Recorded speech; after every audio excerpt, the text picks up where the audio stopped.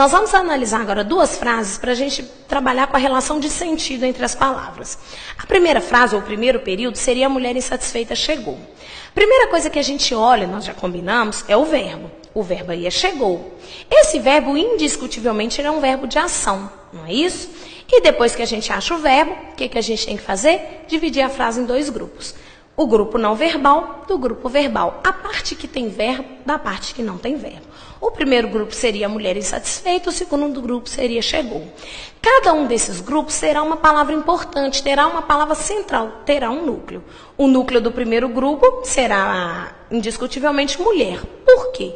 Primeiro porque pelo nosso bom senso, a gente sabe que fizemos a frase para dizer que a mulher realizou a ação. Então, ele é o núcleo semântico da estrutura. Mas, mais do que isso, você tem de saber que o substantivo é sempre a palavra mais importante da expressão em que ele se encontra. E mulher é um substantivo, dá nome. No segundo grupo, provavelmente, o núcleo é chegou. Não tem nem discussão. Quando você tem um filho único, ele é o mais importante, não é assim? Além do mais, sempre que o verbo indicar uma ação expressa, realizada ou sofrida, não é? Ele vai ser um verbo de ação, um verbo nuclear. Sempre que um verbo for de ação, ele vai ser um verbo significativo, que tem significado e, portanto, ele vai ser o núcleo. Dentro disso aí, nós temos o verbo, ele é a palavra mais importante. Vamos para outra estrutura. Mulher é substantivo, substantivo é sempre núcleo e depois que eu tiro o núcleo, as outras palavras estão ligadas a ele. Não tem dificuldade. Tanto A quanto insatisfeito especificam mulher, não é assim? Por isso estão ligados a ele. Vamos agora classificar. Eu vou dizer para vocês que A é artigo, mulher é substantivo e insatisfeito é adjetivo. E se a gente puder aproveitar e falar da sintaxe de uma vez, a gente já sabe que mulher é a palavra mais importante, portanto é o núcleo, e tanto A quanto insatisfeito estão juntas do núcleo, portanto são adjuntos adnominais. Se fôssemos trabalhar com sentido, eu diria para vocês que essa frase diz o seguinte: a mulher insatisfeita chegou. Insatisfeita é uma característica inerente da mulher, ela é insatisfeita, isso é permanente. Agora, se a gente pegasse essa outra frase, teríamos uma outra análise. Dentro disso aqui, primeira coisa que a gente deve fazer, dividir a frase. A mulher, o primeiro grupo, a parte não verbal, e chegou insatisfeita, segundo grupo, a parte verbal. A partir daí, nós vamos pegar o núcleo. O núcleo do primeiro grupo, mulher, porque é substantivo. E substantivo é sempre a palavra mais importante do termo em que se encontra. O núcleo do segundo grupo, por enquanto, é o verbo. É verbo de ação. Acabei de dizer para vocês que se o verbo exprimir uma ação, ele é núcleo. Não tem como questionar. A partir daí, mulher é a palavra mais importante. Beleza. Depois que a gente tirou os núcleos, o que nós vamos fazer? Tirando os núcleos, destacando os núcleos, as outras palavras estarão ligadas a ele. Tudo bem que A está ligado à mulher, não tem problema. Acontece que insatisfeita também está ligada à mulher. Pela nossa lógica, o núcleo seria chegou, então o lógico seria insatisfeito estar ligado a chegou, já que ele é a palavra fundamental do segundo grupo. Acontece que insatisfeita não está nem aí, passa por cima do núcleo e se liga lá ao núcleo do sujeito. Ele ignora o núcleo da sua expressão e vai ser escravo do núcleo da expressão anterior. Ou seja, esse insatisfeita, ele é uma característica de mulher. Agora, como que eu soube disso? Pela flexão. Mulher é feminino singular e tanto A quanto insatisfeita estão no feminino singular. Sempre que houver uma harmonia, uma concordância entre duas palavras, é porque elas estão ligadas. A partir daí, eu vou dizer para vocês que insatisfeita é um adjetivo que especifica mulher, não é isso? E que a função dele, dentro dessa estrutura, não é estar junto do nome no sujeito, mas é estar no predicado.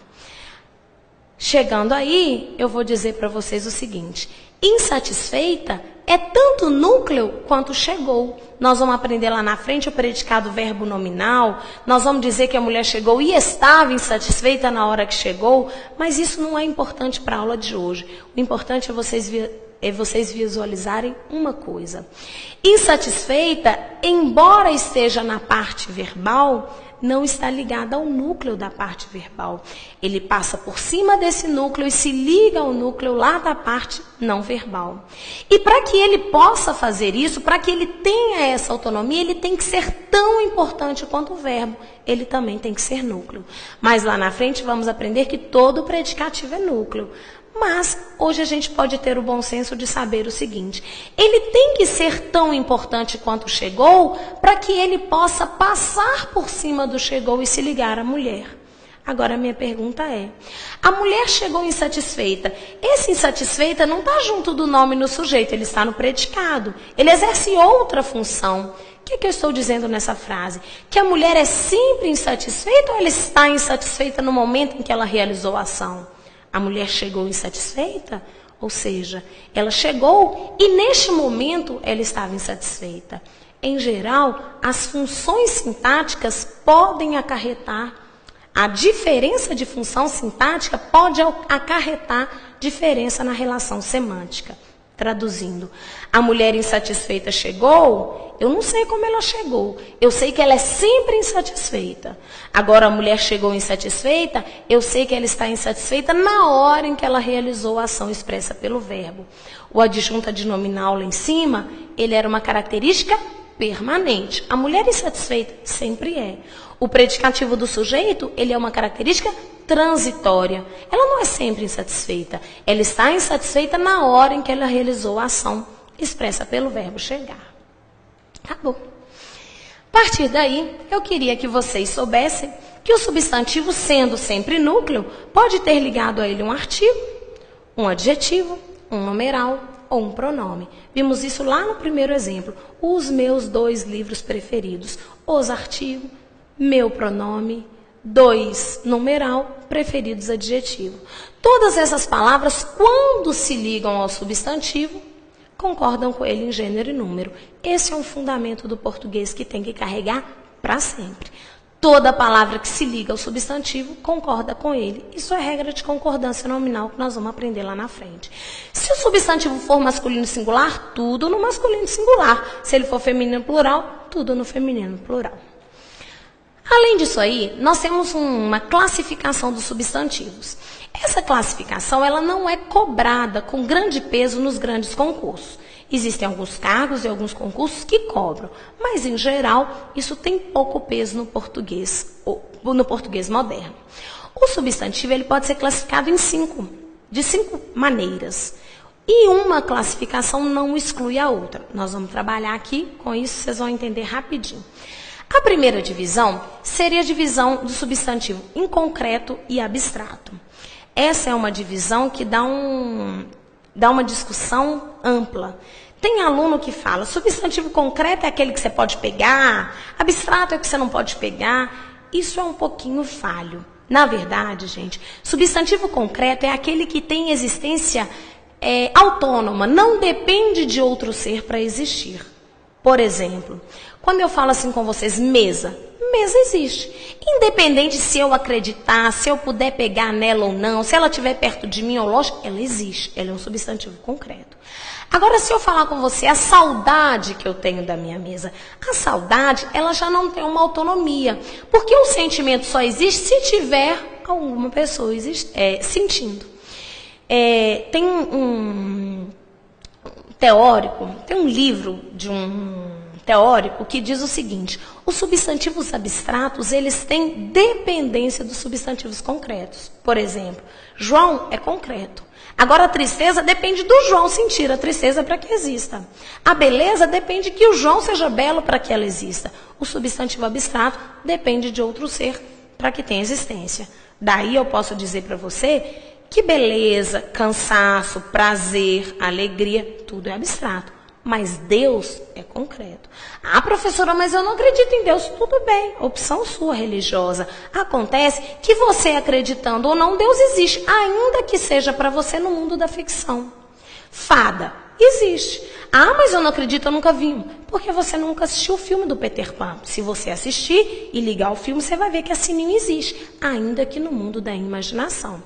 Tem um artifício que os meninos de 3ª série, pecado ensinar isso na terceira série. Usam, que é poder desenhar.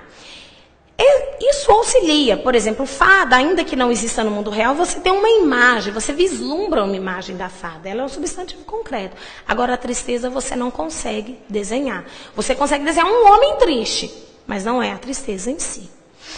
Isso auxilia um pouquinho, queridos, na interpretação de texto. Na verdade, substantivo concreto e abstrato, a gente aprende por duas coisas. Por causa do complemento nominal lá na frente e porque essa noção ela nos auxilia em texto. Narração, descrição, dissertação.